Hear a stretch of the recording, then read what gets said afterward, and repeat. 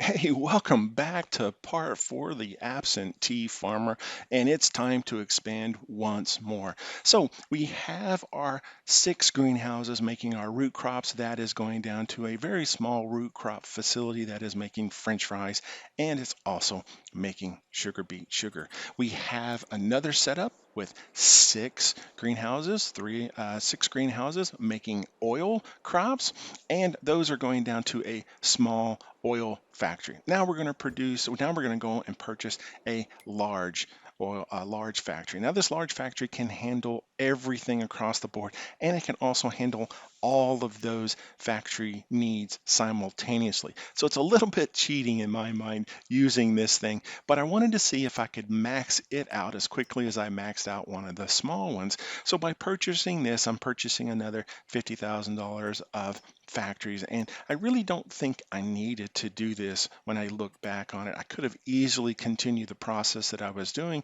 and just sell off the crops that I had, or the surplus crops, I could sell them off. Or what I decided to do here is just go ahead and use the factory and produce something a little bit different. So in this case, we're going in and we're going to be producing the nice shiny potatoes, and we are also going to be producing some pig food out of that. So we're going to set the potatoes and the pig food to sell. We have to change up our distribution model somewhat so that we have some of our crops being distributed down to the new factory as opposed to everything going to the old factory. And if you don't make those tweaks and change the distributions, what will happen is the first factory will the the system will continue to send crops down to the first factory until it's completely full and can't hold anymore. Then it will send it down to the second one. There's some priority settings that you can change on there to be able to make sure that you get the right crops down to the right factory that you wanted to do. And again, I didn't want to mess with a whole lot of those kind of tweaks and kind of really fight with the system. I really wanted to keep it super, super simple. So what I did here is I just turned off the inputs into the small one and turned on the inputs into the large one. Then I went through and made some tweaks so that we would sell less of the crops and we would have more of the crops moved into the large factory. So in this case, it was the potatoes and the sugar beets, and push those into the factory. And then I went and set the selling mechanisms for that factory as well.